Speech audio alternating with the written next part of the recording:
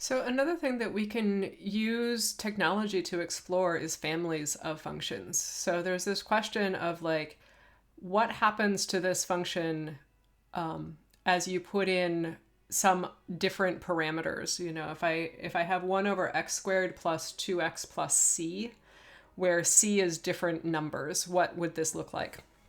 So I can explore this piece by piece in any grapher. You know, what happens if I do c equals 0? Then I get this sort of graph. What happens if I do c equals 5? Then I get this sort of graph. What if I do c equals -8?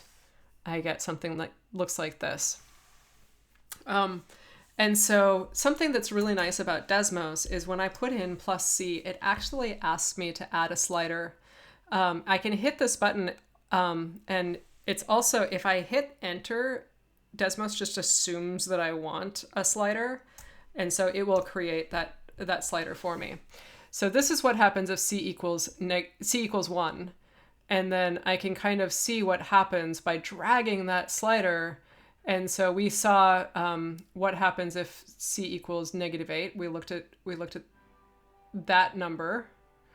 We looked at what happens if c equals 5. We looked at what happens if c equals 0. Okay. And so this is a few different pictures, and you know, we can just sort of explore and see what happens. Looks like there's all of these seem to have some sort of a hump. And let's see if this is it looks like that hump kind of blows up, and somewhere around c equals 1, we get something happening. Okay. And so something we might want to do, what we have here is a quadratic formula, or sorry, a quadratic function in a denominator. And one of the things we will see is like, you know, here I have what I can see is 2 asymptotes, right? You know, there's two points excluded from the domain, and this looks like there's maybe 1 point excluded from the domain, and here it looks like the domain is all real numbers. So that corresponds to where that polynomial has zeros or doesn't. And one of the things we can get from that is like, what is just the discriminant?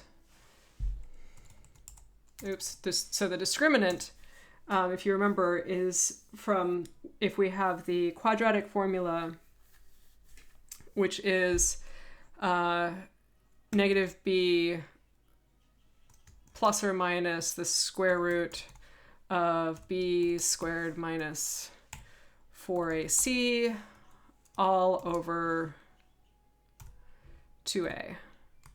And I'm going to put some dots here so Desmos will ignore those calculations. Okay, so that's the quadratic formula. In this case, c is c, and b is 2. So this is 2, 2, a is 1. So I'm just going to take those out since they're multiplied by 1, and then we have c. Okay, so this is 2 squared is 4. Oh, wonderful. That 4 comes out. So this is the same as square root of 4 is 2 times 1 minus c. Okay. Excellent. And then I can actually factor out that 2, divide everything by 2. So that simplifies to this. Now these are going to be the roots of that function. Okay, these are the roots of this denominator polynomial. And basically the roots are going to be real roots if this is a real number, and complex roots if that is not a real number. So real roots if 1 minus c is bigger than or equal to 0. So we get the denominator has 2 real roots if 1 minus c is greater than 0. And then, oops,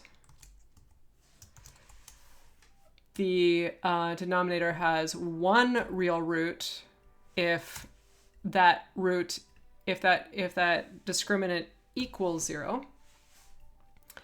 And the denominator has 2 non-real roots if that discriminant is negative, right? So this is the same as saying,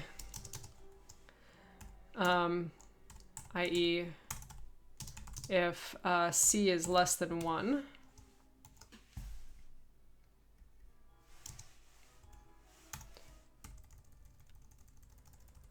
and this is if c equals 1, and this is if c is greater than 1. Okay. Excellent. So this kind of tells us if c is greater than 1, then we actually, the denominator doesn't have any roots, which means that the function is going to be defined everywhere because the denominator will never be 0. Okay. And so in that case, we can see, it looks like we're going to have a global maximum at x equals -1. Okay. Let's look at, let's do -1 f5 of -1 and label that. And yeah, so it looks very much like that maximum point is sticking at x equals -1.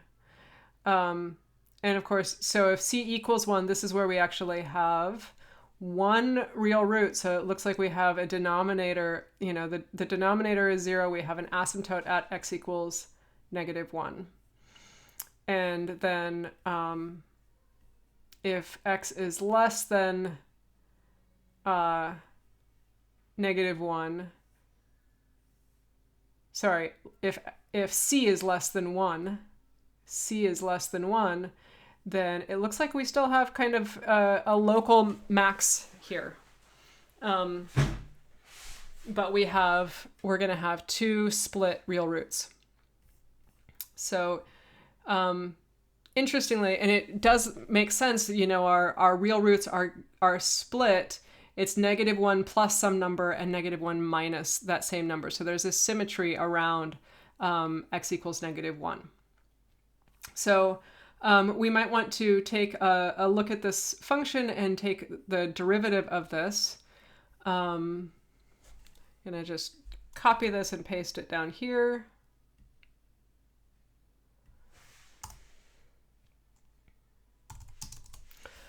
And then the derivative. So f prime of x is, it's going to be, I'm going to use the chain rule on taking that polynomial to the -1 power. So it's going to be -1 over that polynomial squared.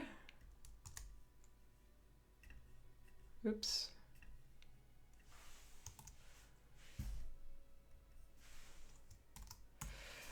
Times the derivative of that polynomial.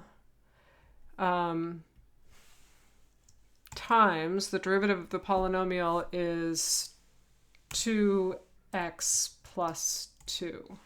Okay. So I'm going to take this and put that up in the numerator here. Okay. And I'm going to factor out that 2 here, -2 times x plus 1. Okay, so this actually does tell us that, the derivative is also not defined if the denominator is 0. But anytime where the derivative is defined, we actually have the derivative is 0 at x equals -1. So this tells us f prime of -1 equals 0, provided -1 is in the domain of f.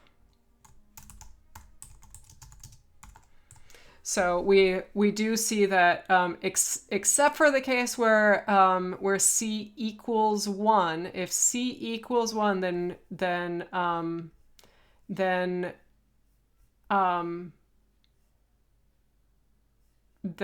we have x equals 1 is an asymptote, that, you know, -1 is not in the domain of f, but everywhere else we see an extreme point, an extreme value at x equals -1. Okay, so this is something that you can explore with Desmos. It's great to set up these sliders, but then you can also, you know, do some extra work to go, we're always going to have some relative maximum or minimum there. Okay, wonderful.